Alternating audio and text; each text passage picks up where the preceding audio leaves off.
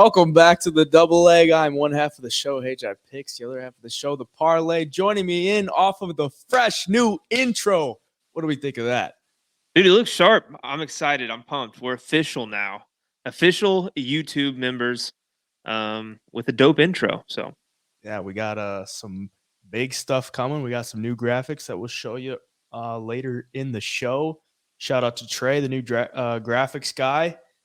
But we got a full card breakdown to go through. Mackenzie Dern versus Angela Hill in the main event. But before we do that, let's do a slight recap of UFC Charlotte because that was one of the weirdest cards that I've probably ever watched. Just a lot of weird stuff happened. You had Johnny Walker winning a decision. You had the weird Mandy Bohm situation with Jiyeon Kim. You had the weird fight strategy by Gabe Green. You had the ref basically giving up the position for Cody Stamann. Just a lot of weird stuff in there, man. What'd you think of it? yeah, like you said, man, some weird in the women's fight between Bohm and I mean, do you think the ref should have taken a point for the kick in between rounds, or how do you think he should have went about that? Because looking at the whole entire card, I think that you could really tell that they were in, a different state that doesn't always get these high level MMA promotions, because some of the reffing was a little strange to me. What do you think about the point deductions there? Yeah, it was. So he took the point after round 2, which was when she kicked her off of her, right? But then that actually counted towards round 3. If you look at the judges' scorecards, because that's was like a lot of the confusion was when they took so long to get the judges' scorecards put in after that. The point taken after round 2 was actually put towards round 3. And then she knees her in the head. And then they call the fight. And then he takes another point. So usually, like when you take a point, that basically means you're rewarding the fighter that got illegally struck a point because they have to continue the fight like at a disadvantage after getting hit with an illegal shot. But the fight was over. So essentially the point really shouldn't have been taken. If he thought it was like, if it was not incidental, then I guess he would call it a DQ, but he called it not, or he called it incidental, and then she couldn't continue. So I guess he was like, well, does that mean I take a point? And then he took a point. So basically he took 2 points for round 3. Yeah. And that's how, Mandy Bohm got the technical decision win. And I was like, looking at this fight, this is crazy that this is like the talk of the card, but it is. This fight is the talk of the card. And I was looking at this fight. I'm like, Jiyeon Kim at minus 220, somewhere around there. I'm like, oh, God. I think she wins, but like, this is women's MMA. And not laying that kind of chalk on this low level of women's MMA. I'm glad I didn't go in on it. And if you had Mandy Bohm by decision, you're looking pretty good. I was also eyeing that under, or the under 2.5, because the fight to go the distance was like minus 350, somewhere around there. I'm like, a lot of weird shit could happen in this fight with it being that low level, and it got weird. Yep. And that's how it went down. But yeah, a bit of a lengthy response there, but I was just mind blown by what just happened. But other than that, I mean, overall, it's just super weird card. And you got Jilton Almeida in the main event. Nothing weird there. Kind of what we expected. What'd you think of that? Yeah, pretty crazy, man. He's going to be a problem for some of these heavyweights, not because he's going to be smaller than a lot of guys, weighing at 230 or whatever he weighs, compared to, guys like Derek Lewis, who are 265, and guys like that. But the speed and the wrestling pedigree, kind of overmatches that power and size of these guys. I mean, the double leg he hit on Rosenstruck, it's like he had him by the ankles and just kind of fell into him and just kind of, used his momentum just to get him down. Like, it wasn't like a pretty takedown, but man, he's so fast getting to the legs that a lot of these heavyweights just can't match that speed. So going forward, though, I can't wait to see him fight a guy who can stuff some takedowns, and then we can see what he looks like as fights progress. Because right now, I mean, he's just dominating guys in the first and second round, and they can't really do anything about it when he gets on top because he's so good at, controlling position and getting to mount on these bigger guys. And I didn't know if he'd be able to find the neck of Jairzinho because some of those guys, barely have a neck. Big neck. But he locked that thing in tight pretty quick once he took the back. So yeah, he's going to be a problem, and he's going to be fun to watch. There's going to be some fun matchups for him at heavyweight. But the highlight of the card for me, it was a bounce back week for me, up 2.18 units. Man, if Cody Stamen gets the win, we're up good. But hit Ian Gary inside the distance and Matt Brown as a dog at plus 190. Both of those fights were fun. Both first round knockouts. Matt Brown ties Derek Lewis for most knockouts ever at 13.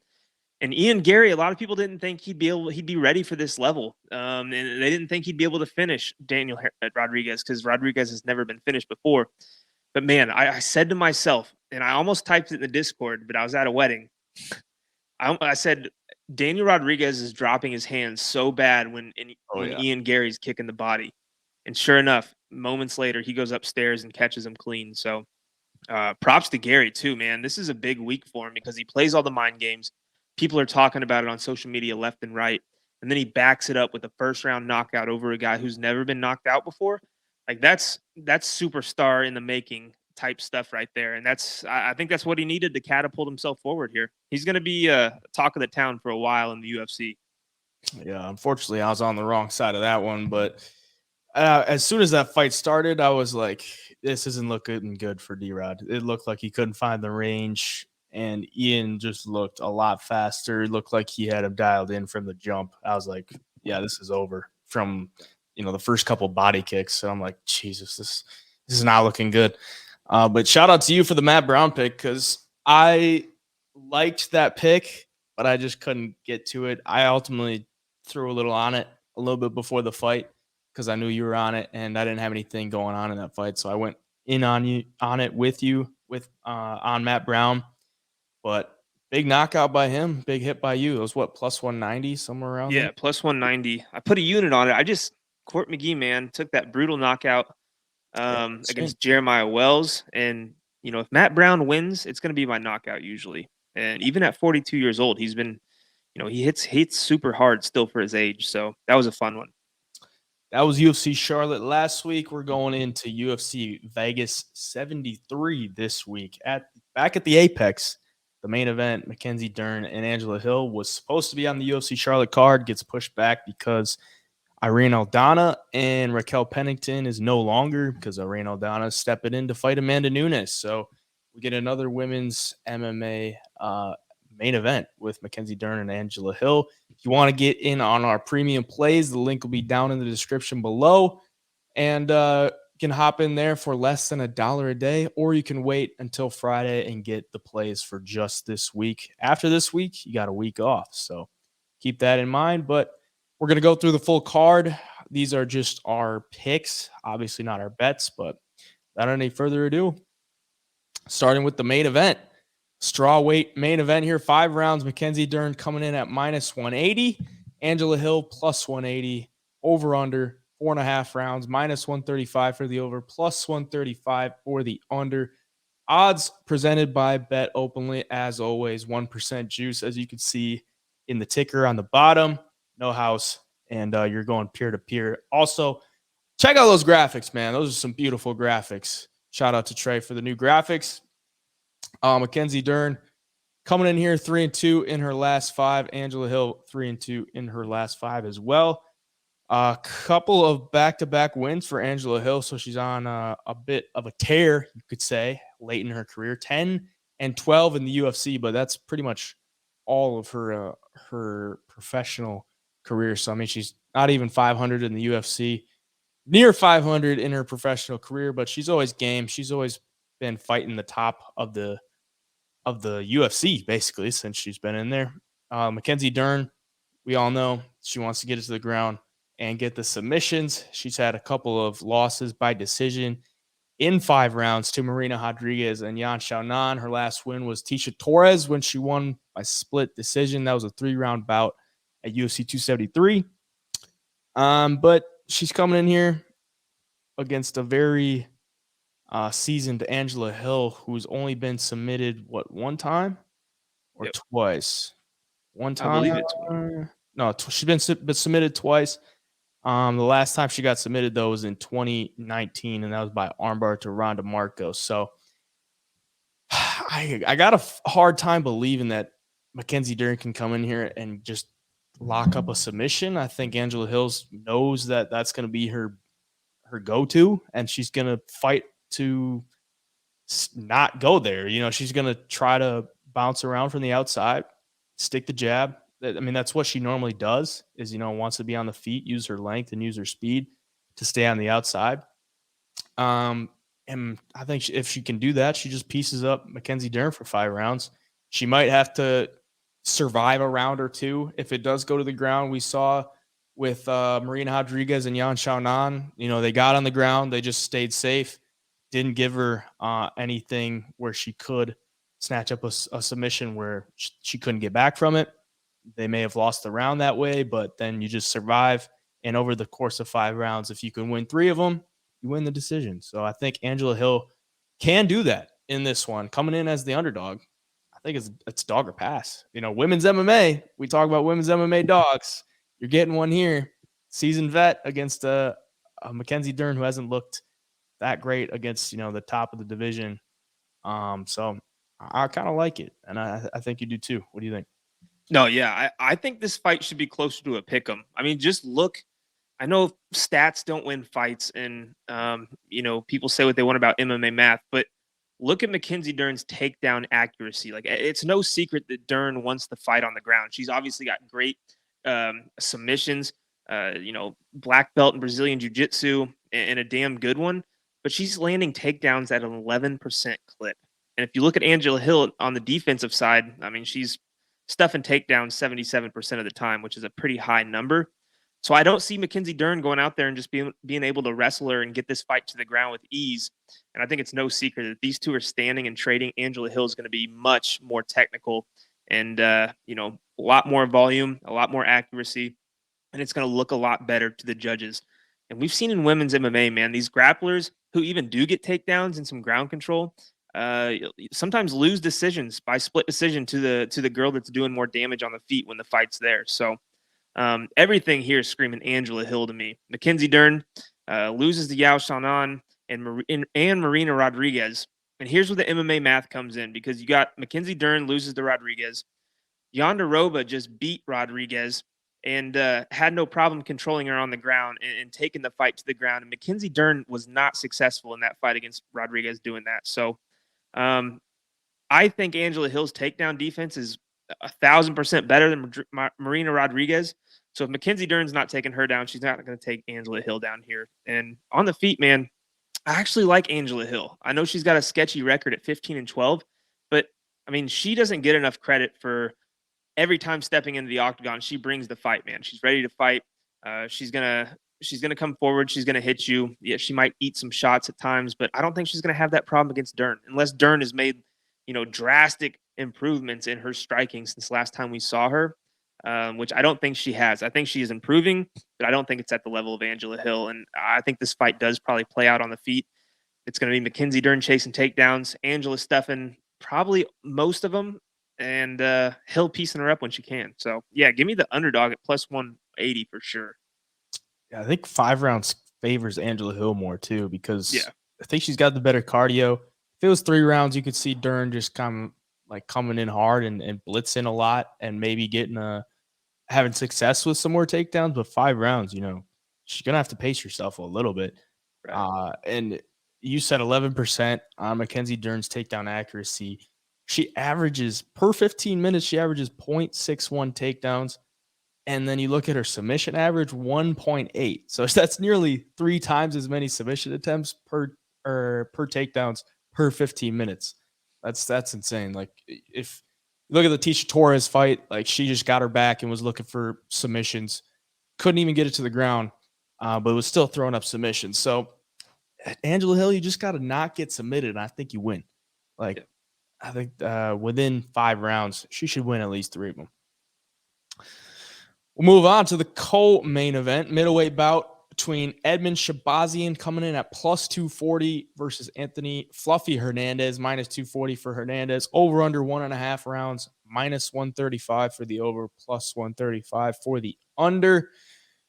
This is an interesting fight because Edmund Shahbazyan 2-3 in his last 5, and Fluffy Hernandez coming in with a good winning streak here. But Shahbazyan came into the UFC, pretty young, and then looked like an absolute world beater, and then fought Derek Brunson, where he was a minus 400 favorite, and then lost his next 2 against Hermanson and Imavov, and then comes back after a year off, and they give him a layup with Dolce Lungiambula, and I honestly wasn't that impressed. I mean, he was a minus 305 favorite coming off of 3 losses against a Dolce Lungiambula, who doesn't have a great record in the UFC. He was also coming off 3 straight losses, and you kind of expect him to run through him, and he got the finish in the second round, but it didn't look like a clean performance.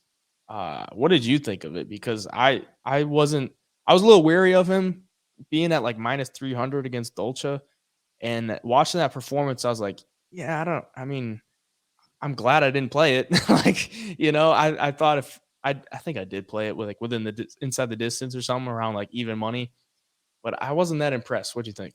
Yeah, I took Shahbazyan by KO in that fight just because, just fading Dolce. But what I think happened is maybe a little bit of ring rust mixed in with the fear that I cannot lose this 4th fight in a row, or I'm probably getting cut from the UFC. So I think that played a factor in that first round, and he wasn't that aggressive. But once he got his hands going, he did find the KO. But again, it wasn't like an overwhelmingly impressive KO performance by any means.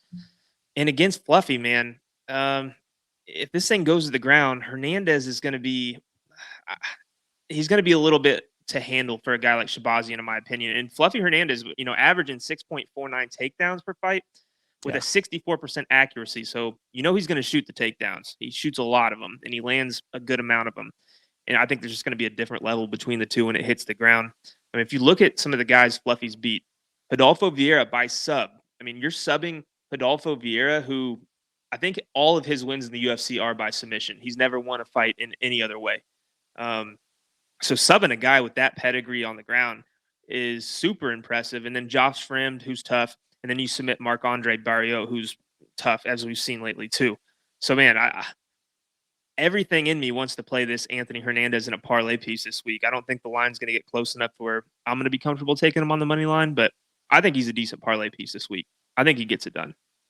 Yeah, I'm the same way. I mean, Anthony Hernandez puts you through the ringer, man. Like he's got a gas tank, and if you don't have a gas tank, eventually you're going to break. And I think that's kind of what happened against Vieira.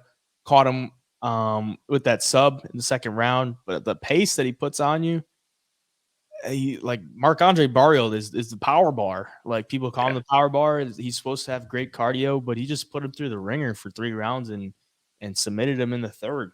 8 takedowns, 2 submission attempts.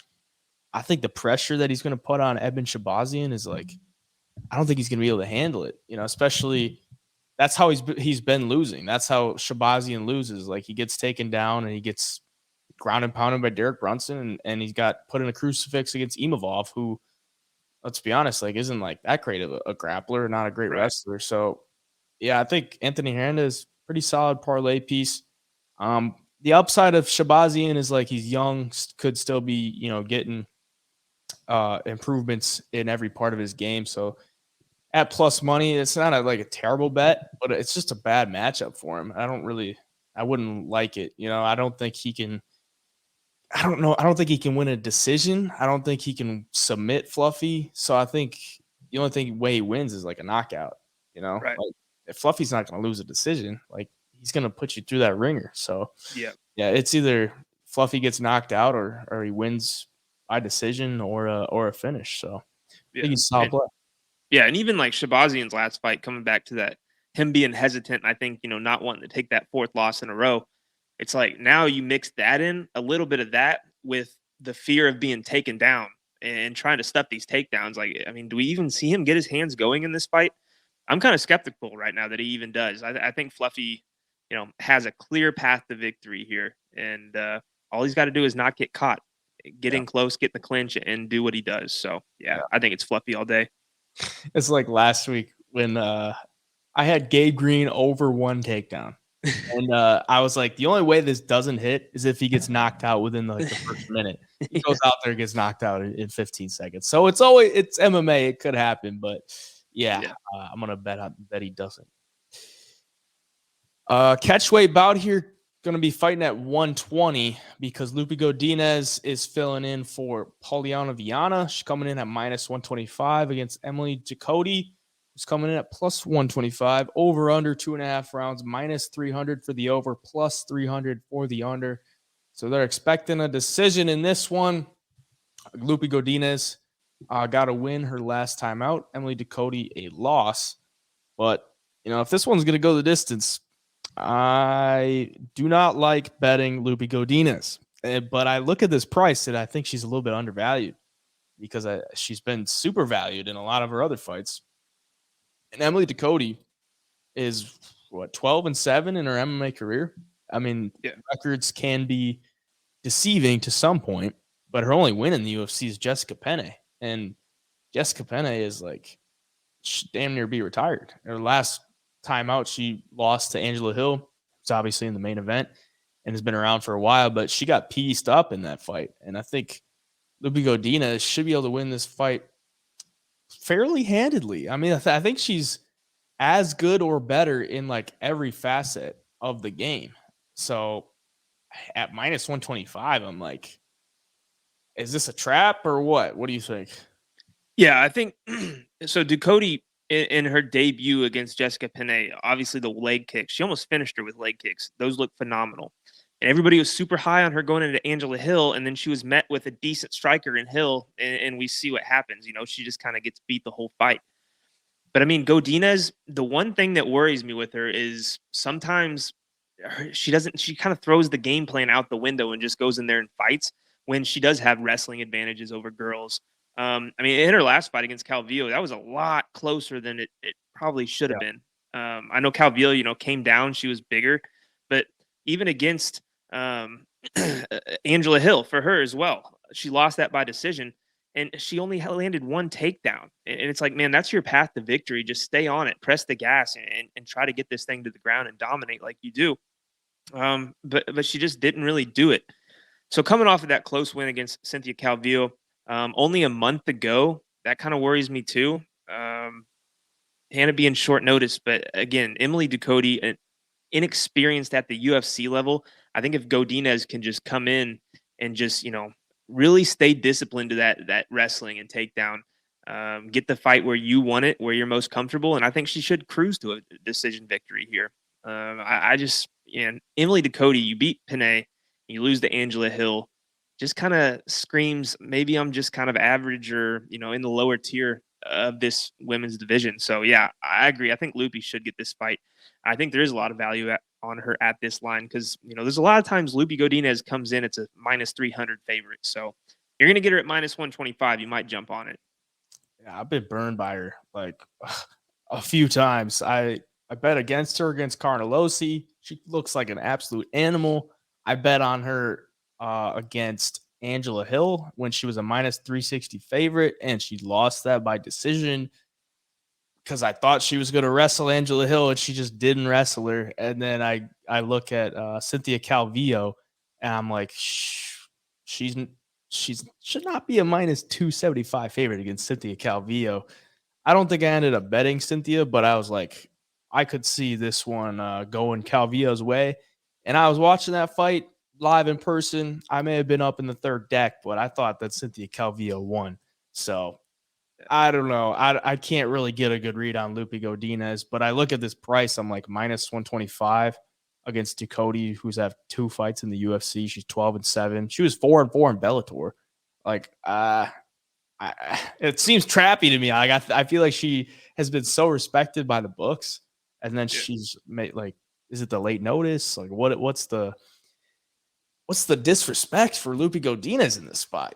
So if it keeps moving that way and it's near a pick 'em, I feel like I'm obligated to take it.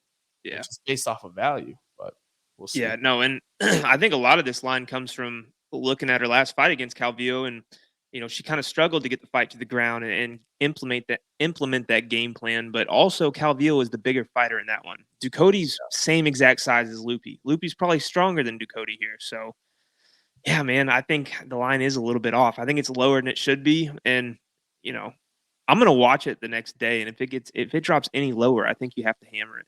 Yeah, keep an eye on it for sure. This one should be good. Welterweight bout. Andre Fialho coming in at plus 200, minus 200 for Joaquin Buckley, making his welterweight debut. Interested to see how he looks. Over under 1.5 rounds, minus 128 for the over, plus 128 for the under. Fialho, I took the bait on him against Muslim Salikov and paid for that one. But I've been pretty decent at picking Joaquin Buckley fights as of recently. I picked Nasruddin against him. I picked Chris Curtis against him. And I picked him against Albert Duraev. But I don't know that I like this price on him. I mean, he's minus 200 something. I know he's going to be probably the bigger guy, at least, coming down in weight. 15 pounds is quite a cut. Like, to shed that off, you got to be a pretty undersized middleweight, which I think is probably the right move for Joaquin Buckley to go down to welterweight if he can do it healthily, or if that's the word. But the problem is the man gets chinned. He's been chinned 4 times. He's been knocked out 4 times, and he's coming off a knockout loss. And honestly, like the Chris Curtis one, looked like it was a solid punch. Like, it was solid for sure. But then you look at his knockout loss to Kiriko, that one was a head kick, but it didn't look like clean. Kevin Holland was like a right hand, but it didn't look clean. He's getting knocked out at 185. Maybe that's just the power of the 185ers. But if he's coming down to 170, I don't know. That's probably not good for his chin. It can't be good for his chin at all. So I'm a little scared, though, at minus 200 for Buckley. But Fialho's kind of got the same problem. I mean, he's been knocked out in his last 2 fights. He's been chinned 4 times as well. So both guys can get knocked out. So I'm kind of liking the under in this one. The under, I know it's at 1.5, but the under for these guys, both guys can get finished. Both guys got knockout power. Both guys are down to throw down. So, I mean, the under is looking pretty good. But I think it's dog or pass. I can't really get too invested in Joaquin Buckley at minus 200. Even though, Fialho, his wins in the UFC aren't that great. 2 wins, both by knockout, Miguel Baez and Cameron Van Camp. So, I don't know. Maybe you can talk me into Joaquin, but if I had to play it, I'd probably say dog or pass. What do you think? Yeah, I've thought about this fight the last couple of days, and I think I've found the perfect way to play it. And, a lot of times I have these brilliant ideas and it bites me in the ass. But I think the problem with Fialho is he's got a round in him. He's got a good round in him. And then he kind of folds, man. He gets stopped after somewhere in that second or third round, it seems. And Buckley, he averages some takedowns in fights. So if you're Buckley, you go in there and you wrestle the first round and you wear Fialho down, because we've seen it happen. We've seen him get tired after that first round. And after that, his chin just kind of deteriorates. His punches don't have that snap on him anymore. And guys find the chin and put him down. So I think you play Andre Fialho first round KO. And after that, you play Joaquin Buckley second round KO, Joaquin Buckley third round KO. And something's going to hit, because this fight, somebody's going to sleep in this one. Both guys hit hard. If Buckley survives that first round, he usually still has some left in the tank in the second and third as far as power goes. And he's moving down. He's going to be the more powerful guy, more naturally powerful guy, in my opinion here. So that's how I'm playing it. All 3 of those are going to be on my card this weekend. And I'm hoping the lines are going to be really nice and juicy and we get some great value there. But really, honestly, I think Buckley needs to just survive, and after that he wins, whether it's in the second or third round. I have not been impressed with Fialho, and I haven't seen much out of him after the first rounds, especially, Jake Matthews was tearing him up Muslim Salikov KO'd him in the 3rd round, and you could really tell that, after that first round, Fialho just really didn't have anything. I mean, look at the significant strikes in that fight. Muslim Salikov 56 to Andre Fialho 17, and you can guess a lot of those 17 came in the first round. So, yeah, man, I think this one's got fireworks written all over it for as long as it lasts. But yeah, I'm gonna go. I'm leaning Buckley here actually. So that's gonna be my prediction. Betting wise, like I said, probably those 3 plays, but hard to jump on the money line at minus 200 on Buckley. Yeah, it might be a better live betting spot too if you like Buckley, because Fialho, if he gets the finish, it's usually in round 1. So if you don't lay that kind of chalk on Buckley early and he gets knocked out in the first, you don't lose it. You could maybe get a better price going into round 2. Yeah. Looking forward to this one. Lightweight bout between Diego Ferreira coming in at minus 130 against Michael Johnson, plus 130 for Johnson. Over under 2.5 rounds, plus 145 for the over, minus 145 for the under. Both guys 2-3 in their last 5, but this one should be a banger. 38 years old for Diego Ferreira and 36 years old for Michael Johnson. Both guys have been around the block. What are you liking in this one? And all looking at the card, I was like, oh my God, this is a great spot for Michael Johnson.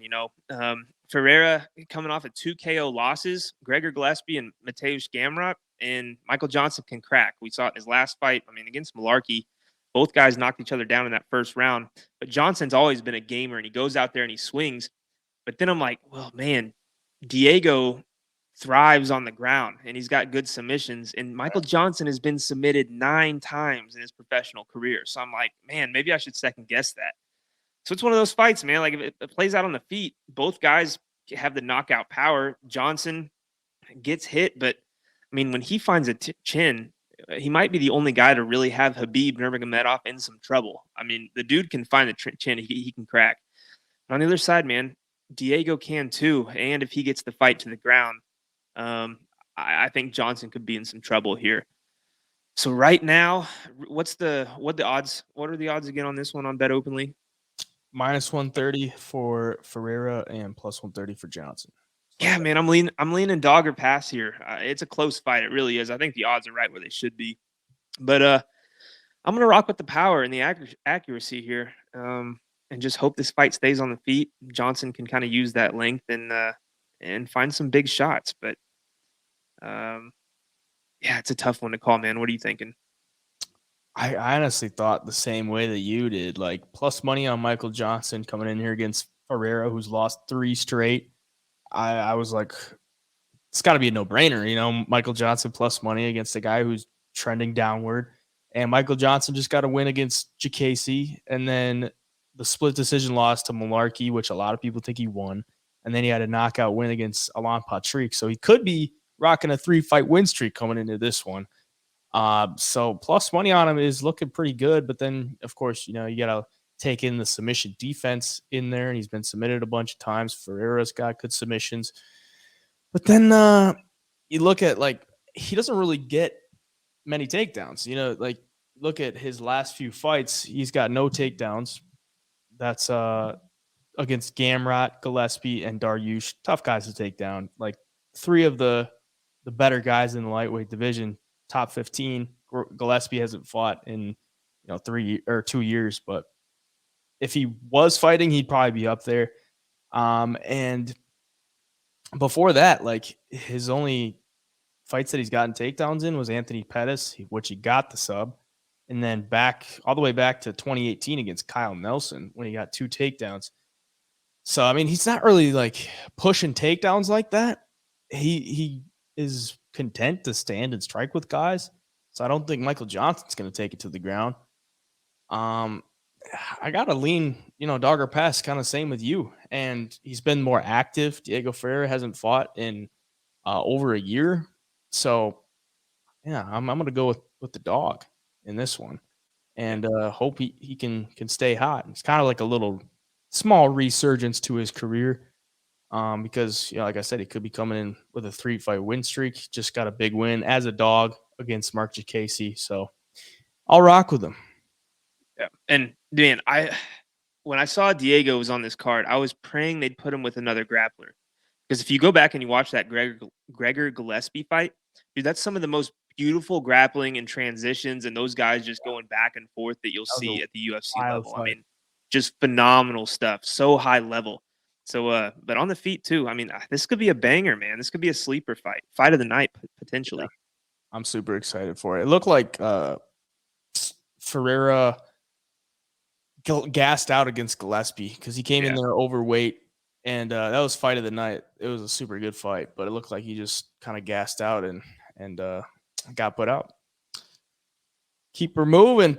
Staying in the lightweight division, this one's going to be fun too. This is the feature prelim. Maheshate coming in as a slight dog, plus 130 for him, minus 130 for Vyacheslav Borschev, Slava Claus. Over under 2.5 rounds, plus 160 for the over, minus 160 for the under. The 31-year-old Russian going against the 23-year-old Chinese fighter. 4-1 for Maheshate in his last 5, 3-2 for Borschev. Bit of a rough stretch for Borschev, man. I mean, he's 6-3 in his pro career.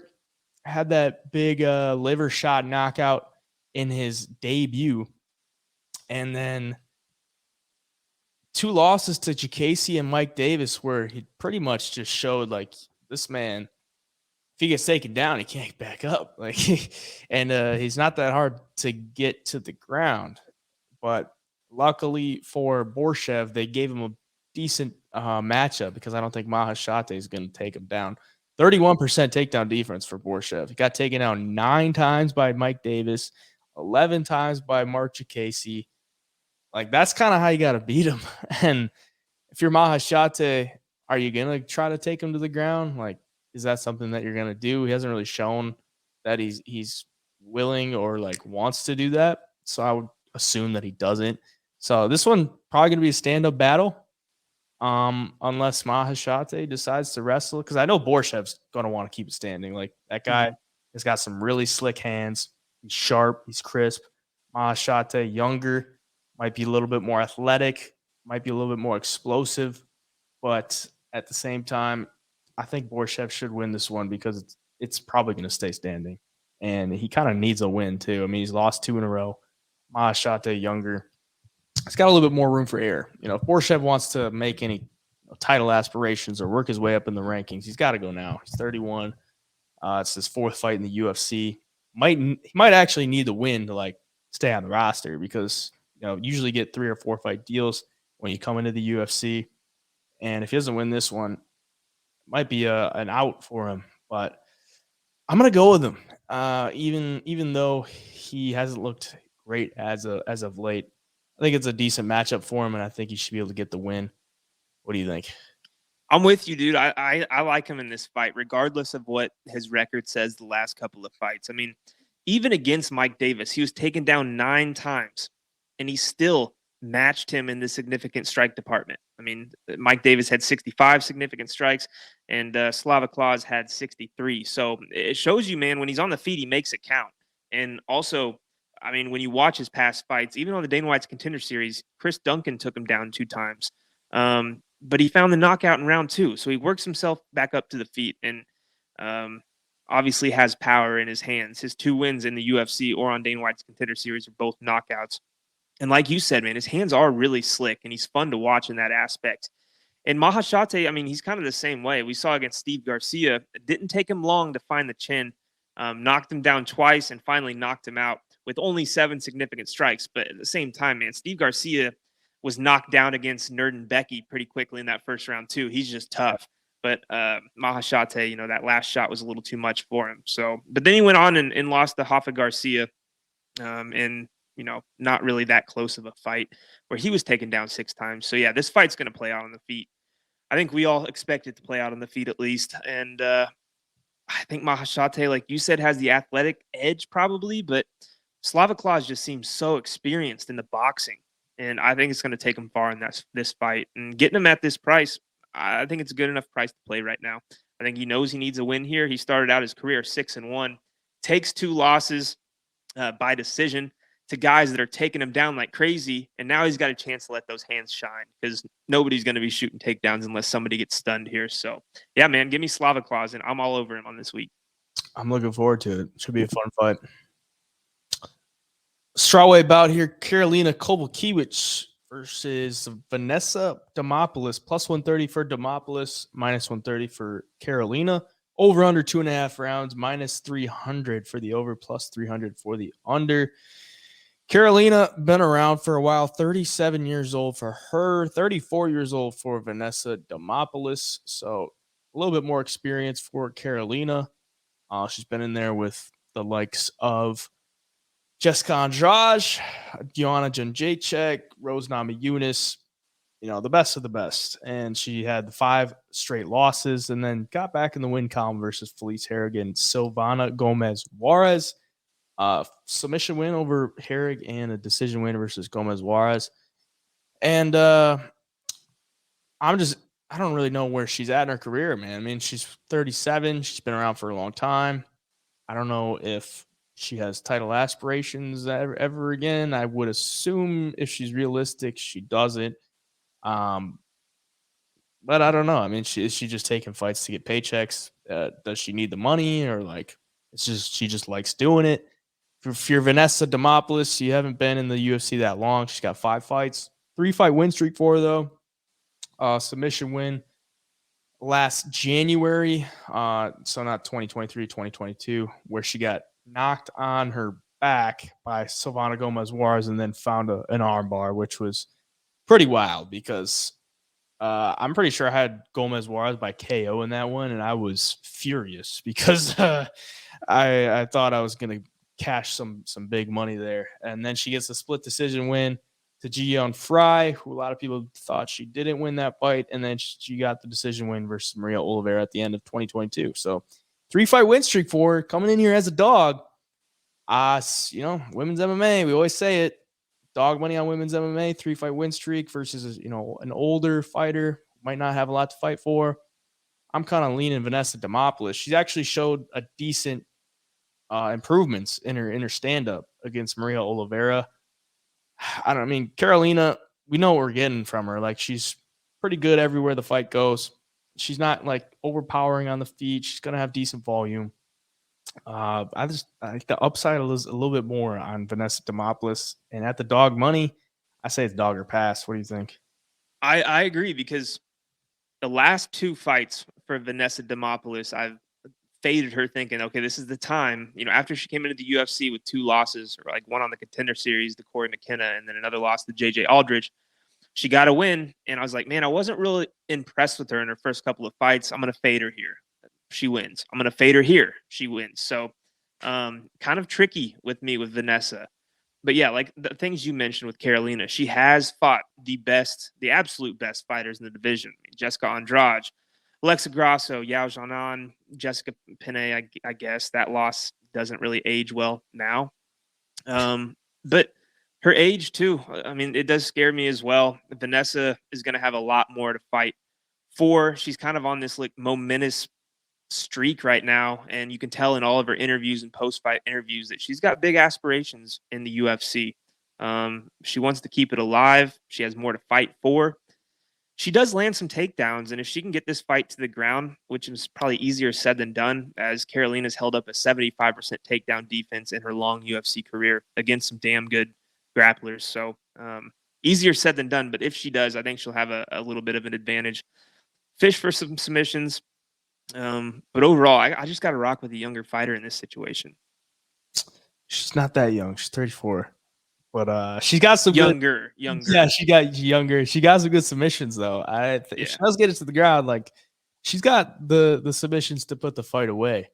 Right. So there's the upside there too. I think she can win by decision, by submission, maybe even a knockout because Karolina's been very durable throughout her career, but Vanessa knocked down Maria Oliveira in her last fight, so maybe she finds something crazy. Yeah. But women's MMA, you never know, man. You never know. Welterweight bout here, Orion Cosce versus Gilbert Urbina. Plus 135 for Urbina, minus 135 for Cosce. Over under 2.5 rounds, plus 115 for the over, minus 115 For the under, Urbina coming in here with wasn't like a UFC debut. It was the Ultimate Fighter finale against Brian Battle. So it's not like an official UFC fight, I don't believe, because they were wearing the tough stuff. So that's his only performance in the UFC octagon. He got submitted in the second round, but he didn't look too bad in that fight. I mean, he had Brian Battle bloodied up and battled back and got that submission win. And it's actually aged pretty well because Brian Battle, last week just got the knockout win. He's had a couple of solid wins in the UFC. Big knockout against Takashi Sato, who we'll talk about later. His only losses to Fakhretdinov. So, I mean, his level of competition has actually been pretty good throughout his career as well. I mean, he's fought Sean Brady, lost to him, lost to Tresean Gore on the Ultimate Fighter, but another UFC fighter. So, I mean, he only loses to UFC fighters, like real UFC fighters. But then you look at Orion Cosce, and he hasn't really been anything great to watch. I mean, he won on the Contender Series, lost to Phil Rowe. He just kind of gassed out and got hit with a couple punches and got put away. And then they match him up against Blood Diamond. And, Blood Diamond is Izzy's buddy. And that's kind of like a favor I think they did for Izzy to get Blood Diamond in there. And he gets the win by decision. And basically all you got to do if you're fighting Blood Diamond is get him to the ground because the guy's a true kickboxer. He's not a big martial artist, mixed martial artist. He just wants to kickbox with you. And Cosce did that, got the decision win. That's the first fight that ever went to decision for him. So I honestly can't really get too confident in the Cosce, so especially as a favorite. So I think it's dog or pass. I think Urbina has been off for a little bit. I mean, he's been off since August of 2021. So near a year and a half, or a little over a year and a half. He's probably gotten better. I can only assume that he's gotten better. And I think he should be able to come in this one and get a win as an underdog. So dog or pass for me, and I'll take Gilbert Urbina. What do you think?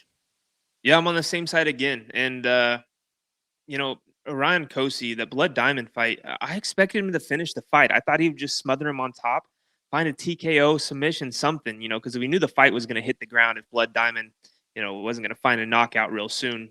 Blood Diamond is a kickboxer. Orion Cosce has some wrestling in his back pocket. But against Urbina, I mean, if you watch the Brian Battle fight, Urbina landed 2 takedowns. He was kind of dominating the first half of that fight. I mean, he had Brian Battle in some tricky situations and some bad positions. And I think he just sensed the finish a little too soon or, just kind of left it all out there because he was on short notice in that fight too, I believe, right? He got called back pretty late. Yeah, I mean, the Battle was supposed to fight Gore, right? Yeah. Because, and then Gore got injured or something and he had to step in. I don't know how short notice it was, but it was obviously not who it was supposed to be. Right. And he had Battle in serious trouble in that first round. And I think looking at these two fight, Orion Cosce and Gilbert Urbina, side by side, they can both wrestle and grapple, but Urbina just looks like the more natural striker. I mean, he lands at a lot higher volume, or at least he did in that Brian Battle fight. Cosce's kind of lower volume. It's just kind of, chain wrestle, get you up against the fence and grind out wins, whereas Urbina's going to look to take your head off, and he's going to look for submissions on the ground. So, yeah, man, I think Urbina, I think this line could flip come fight time, and you're going to see Urbina as the favorite. So right now, man, I'm rocking with Gilbert here. I think he does get the fight done. I think he's the more natural mixed martial artist. I think Cosce might be the more natural grappler, or he's going to be stronger. But I think Urbina is more natural all around fighter. So yeah, as an underdog, I'm going to lay it on him. Yeah, I agree.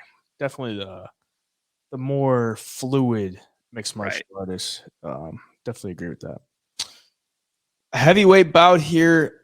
Ilir Latifi taking on Rodrigo Nascimento, plus 168 for Latifi, minus 168 for Nascimento.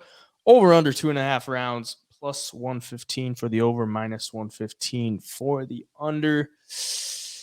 Ilir Latifi still doing it at 40 years old, and the man still doesn't have a neck. 30 years old for Rodrigo Nascimento, who's 4-1 in his last 5, and his only loss is a knockout loss to Chris Daukaus, who is now moving down to light heavyweight. So I don't know what to think of that. I mean, this is pretty low level. I mean, Nascimento's wins are to Dontel Mays. He had a no contest against Alain Badeau, and then the win, split decision win over Tanner Boser last September, and now Tanner Boser is a 205er. So not like the best competition that's been going down in the heavyweight division, but I mean, you look at Ilir Latifi, he's on a 2-fight win streak, man. So he's coming back. He's been around for a while. He's on a little 2-fight win streak against Tanner Boser, now 205er, and Alexei Oleinik, who has since been cut. So I don't know what to think about this one. I mean, I honestly, you look at the guys and you're like, see Nascimento's going to have a 7-inch reach advantage. It's a bigger dude. He's got a good ground game. He's probably going to be able to piece him up on the feet. Ilir Latifi doesn't offer much on the feet. And then, but I mean, it's low-level heavyweights. Nascimento is going to be pushing, minus 200 as the week goes on, I think. I think people will be on Nascimento. I think he gets the win. But I mean, it's low-level MMA, low-level heavyweight MMA, and I can't get too invested in these type of fights unless you're like on the dog. So I'll go with Nascimento for the pick. But if Ilir Latifi can get the takedowns and just stay safe like he did against Oleinik, I mean, Oleinik wants to be on the ground and he wants to just look for those submissions. Nascimento isn't that dangerous on the ground, but I think Nascimento is going to be bigger too, so I don't think Tifi's going to be able to hold him down. That's the thing. So I'll go with Nascimento, but this is said it a couple times, but low level. I'm not going to get too invested in that at all. But unless you're very confident in it, what do you think? Yeah, I don't know if I'd say very confident with this level of heavyweights, but I hate taking heavyweights that are, around 40, 41 years old because they're slower. They're not as explosive, especially ones that want to get takedowns like Ilir Latifi. And you look at both of these guys, Rodrigo Nascimento and Latifi, both have 100% takedown defense. Makes me think this fight's going to play out on the feet. And if it does, man, Latifi is so low volume. I think in his career in the UFC, he's landed 1.92 significant strikes per minute. And he gets hit with nearly 3. So, I mean, there's a huge negative strike differential there. And Rodrigo Nascimento has a negative striking differential as well, but he's also got a lot more volume at over 4.05 significant strikes landed per minute. So, yeah, man, I just think Rodrigo matches him in the wrestling and grappling department. But on the feet, he's going to have more volume. He hits harder. He's 10 years younger. I just think all signs are pointing towards Rodrigo here. I'm probably going to throw him in a parlay because I've never been real impressed with Latifi. I just haven't. I mean, you beat Tanner Boser, who's, a small heavyweight at the time and who's 205 now and just got knocked out by Ion Kudalaba. So, yeah, man, just nothing really impresses me on Latifi's side. I think Nascimento has more going on for him. 10 years younger, probably going to be faster, more volume, has the takedowns himself, has the takedown defense himself. I see him getting the win here.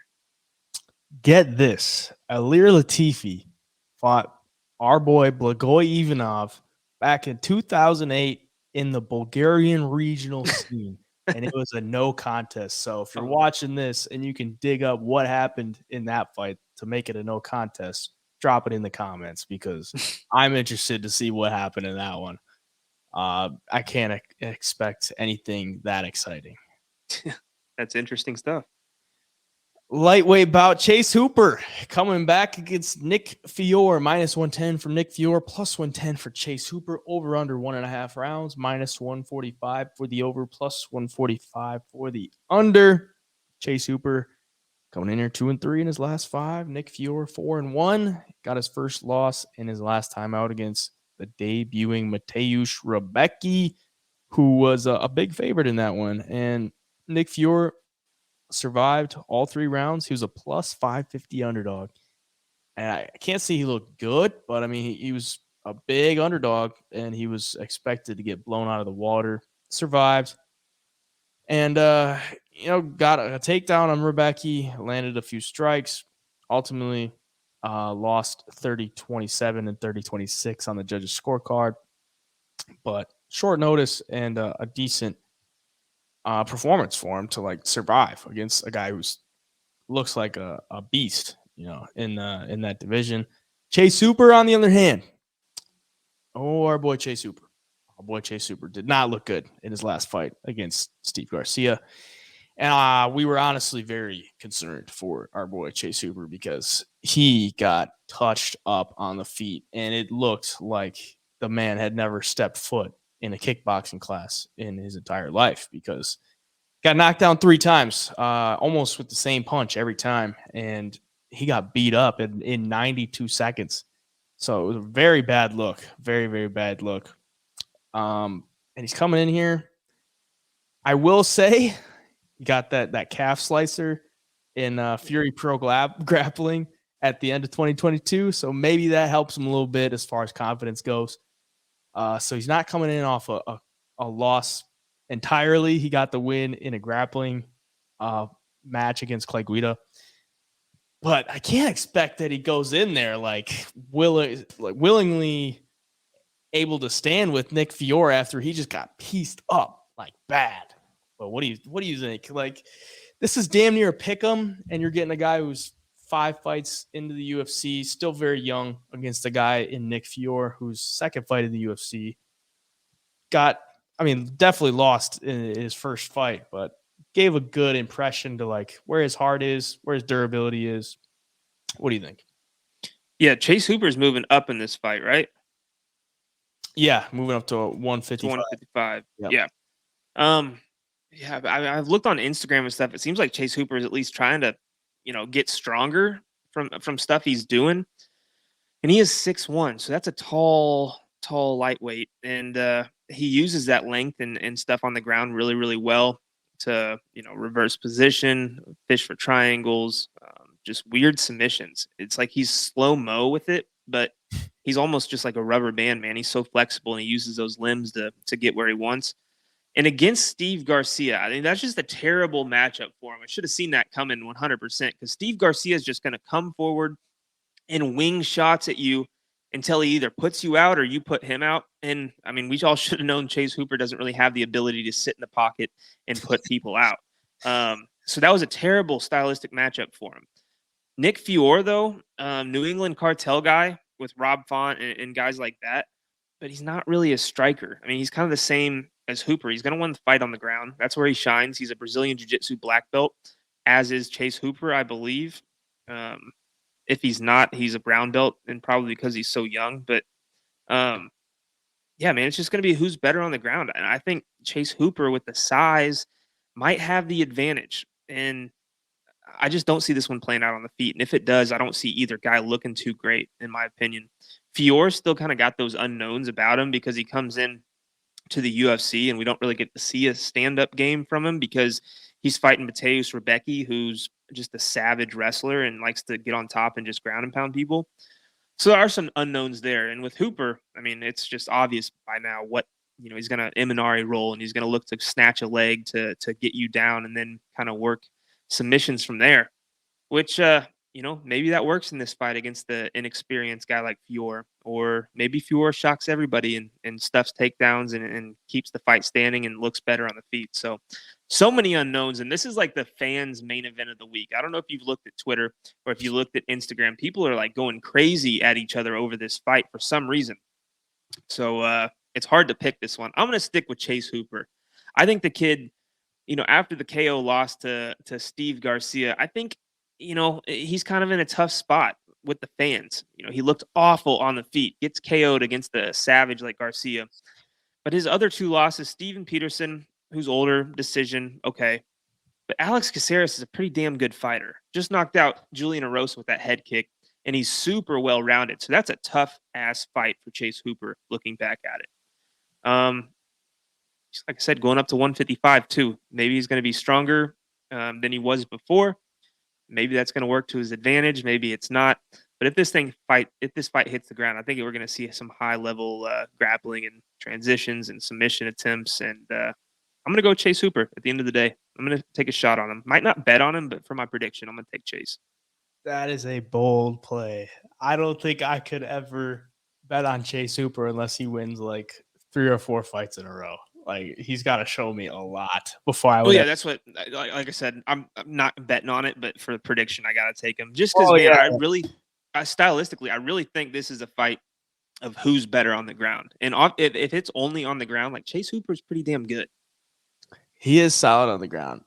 But I don't think Nick Fiore takes it to the ground, honestly. Like, if you watch that last fight with Chase Hooper, like, why would you ever take it to the ground? Just stand and bang with him. I think Nick Fiore training at New England Cartel is going to be seasoned enough on the feet to where he can beat Chase Hooper on the feet. So I'm going to go with Nick Fiore. This will be our disagreement of the week. I'm 2-0 on disagreements in the past 2 weeks. I mean, I took Silva de Andrade last week. I took Ikram the week before. So this is going to be our disagreement for the week. But I just look at Chase Hooper, who he's beat in the UFC. Like, Peter Barrett, Daniel Tamor, and Felipe Colares, RP Felipe Colares. But none of those guys are in the UFC anymore. So I don't know. I mean, Nick Fiore is good enough for me to take against Chase Hooper, especially at, these kind of odds. I know Fiore is the slight favorite now, but I mean, it's damn near pick 'em, and I just can't get behind Chase Hooper. Here's why Fiore might not be worth it, though. Like, listen to this, okay? Let's Jay Ellis. You tell me Jay Ellis, right? No, yeah, Jay Ellis, obviously. Jay Ellis twice. But look at his other wins. Jerome Mickey, 4-9. Andre Borgs, 8-4. That's his best win. George Shepard, 15-13. Stefan Stengel, 6-19. He knocked him out in Combat Zone 78. So, I mean, it's a good win. It's like, man, dude, this guy's beating guys you've never heard of and probably aren't even fighting anymore. In some lower level promotions that I don't know, man. I don't see him being that good. And if he has decent striking, maybe he can win. But if he, doesn't have good takedown defense and Chase Hooper can use that length to get to his back one time, like, maybe that's all it takes. It's such a weird fight. It's so weird. It's hard to tell. Yeah. Might be one to just stay away from. We should make a little side bet with each other on this one. We should. We'll come up with something. We'll promote it on Instagram. Well, I gotta gotta stay away from Chase Hooper for now. And I get it. Flyweight bout here. Natalia Silva coming in as a big favorite, minus 650 against Victoria Leonardo, plus 650 for her. Over under 2.5 rounds, plus 130 for the over, minus 130 for the under. And Natalia Silva is going to be a very popular play this week because a lot of people love her. She's 5-0 in her last 5. She's looked really good in the UFC.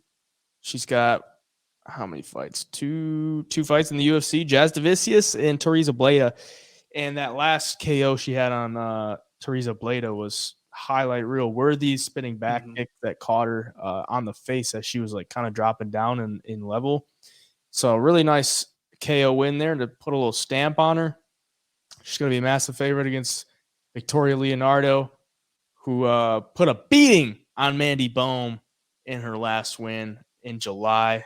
Kidding, but it's the Mandy Bohm trashing that we're going to be doing. But yeah, I don't know. I mean, Victoria Leonardo, nothing to ride home about. I guess the only positive you could take away from her UFC career is her only losses are to Melissa Gatto, who's pretty solid at 125, and then Manon Fiorot, who's probably going to be getting a title shot within the next couple of years because if she keeps winning, which I think she will. So, I mean, she's fought some good fighters, and she did get finished in both of those, though. She got finished by Erin Blanchfield and Invicta.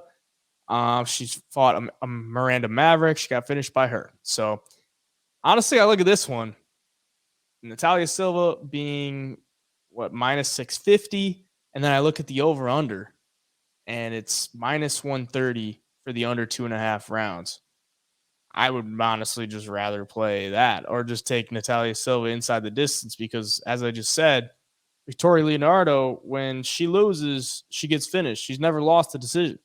So odds are she's probably going to get finished. She's a massive underdog. This is women's MMA, so you got to tread lightly. But I think Natalia Silva is definitely capable of getting the finish. And I think she probably does. She's only got 2 decision wins under her belt. She's a finisher. She's a pure finisher. She should be able to get it. I'll take her for the pick. And probably inside the distance as well. What do you think? Yeah, man, I like it too. I don't think you can even be confident in Leonardo to play that money line, even at that number. But like you said, man, the finishing prop and the under might not be a bad idea because even Victoria Leonardo's fights, 4 fights, 1 at Dana White's Contender Series, I guess, and the other 3 in the UFC. She wins on Dana White's Contender Series by knockout. She loses 2 fights in a row by knockout. And then she wins a decision over Mandy Bohm. So, I mean, only 1 of those fights have gone the distance in their last 4. And then you got Natalia Silva, who you said yourself is a finisher. So I see someone getting finished, probably going to be Victoria Leonardo, especially at these odds, man. I think Natalia Silva is going to be fun to watch in the UFC. I mean, like you said, highlight reel knockout over Teresa Bleda, who's kind of a scary individual and was kind of built up to be in that fight. And Silva goes out there and with a spinning back kick, puts the lights out. So, yeah, man, I think this one ends inside the distance. I could see it ending pretty damn quick, too. I'm going to probably play the under, and I'll be interested to see what that KO prop is for Silva. Yeah, money line's just not really playable. I mean, we looked last week, with Jiyeon Kim losing as a not this big of a favorite, but a solid size favorite. Yeah. A lot of weird shit could happen. So you're not getting much value at minus 650. I honestly wouldn't even add her to a parlay. Like, what's the point? I think she's like minus 1,000 on like regular books. Like BetOpenly is minus 650 because obviously that's the best odds you're gonna get. But minus 1,000, you're not getting much at all there. So just look for a finish prop or if you like her by decision, it's a prop, type fight, women's MMA, or if you like the dog. If you're going to take the shot on Victoria Leonardo, but not me.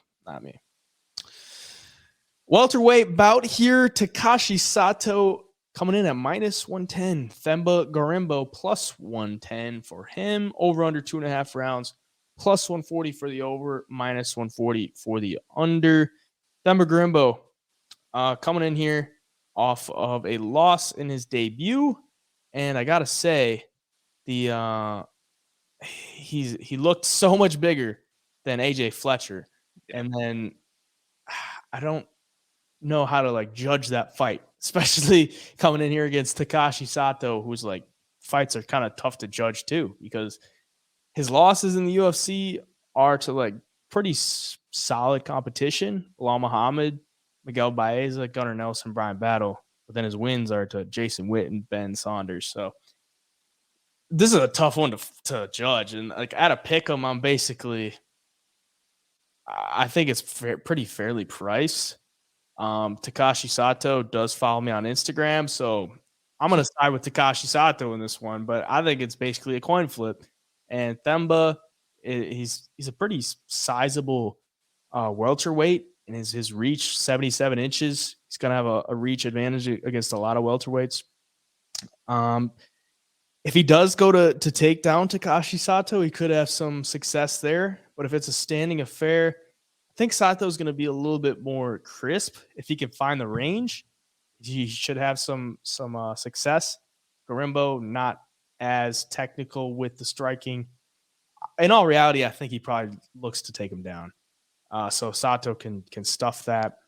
He's been in there against Gunnar Nelson, Bilal Muhammad. So he's been in there against some good guys.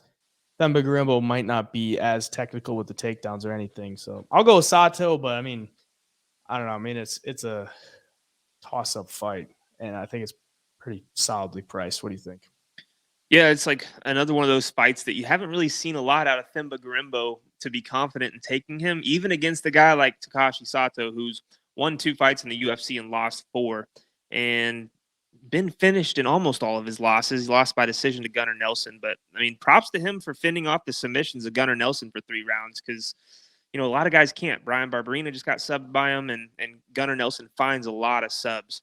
So that should give you like a little bit of hope, I guess, if this fight hits the ground, that he went from getting subbed by Bilal Muhammad and subbed by Miguel Baeza, and then worked on his sub defense enough to survive against Gunny Nelson. So coming off a bad knockout loss to Brian Battle, though, you imagine he'd be somewhat gun shy, but against Themba, I mean, hasn't really shown us at this level that he's some crazy striker, holds a bunch of power or anything. I do worry about Sato getting subbed here a little bit, just because Themba Gorimbo's length and size and trying to snatch something up. But at the end of the day, you just haven't seen enough of him at this level. I'll go against you again. I'll go Themba Gorimbo. And I'm going to call it by Darce choke. He's going to use the length of those limbs to sink something in tight. You think Themba can submit him if Gunnar Nelson can't? I mean, I think Miguel Baez's only submission in the UFC is against Takashi Sato. Yeah, that just makes no sense. Like, he gets submitted by Bilal Muhammad, gets submitted by Baeza, and then Gunnar Nelson wins by. But sometimes Gunnar Nelson will just like get your back and just rain down shots for like a whole round. Yeah, like weird like shots like from the side, and just kind of like, it's almost like he separates his upper half of body from guys when he's got the back position and just rains down punches. So who knows? Yeah, it's just a tough call. It's kind of I don't know, start the fight off with this fight. I mean, Themba Gorimbo, you look at him and you're like, man, this guy's got some length, he's got some size, maybe he's got some great kicks and striking, but you just haven't seen enough of him. Yeah. So yeah, I mean, that AJ Fletcher fight, he got caught in that guillotine. That thing was tight, and Fletcher, used that strength to squeeze all he could and got him out of there. But man, it's just hard to be confident in a guy like Sato too. So yeah, I'll go Themba. I'll go Themba here by sub. All right. That is the full card prediction. Thank you guys for watching. If you enjoyed, drop a subscription down below. Drop a like, drop a comment. Tell us what you got for UFC Vegas 73. Hopefully you enjoyed. Hopefully you got something of value. If you want to get in on the premium, link is down in the description. You get in on that. If you want to stay up to date, you can follow us on social media at The Double Leg for all the clips and the updates, at HeyJai Picks on the medias for me. Where can they find you? The Parlay on TikTok, and I just changed my IG. It's now The Parlay MMA, along with Twitter and YouTube. There you go. Till next video, Double Leg signing out.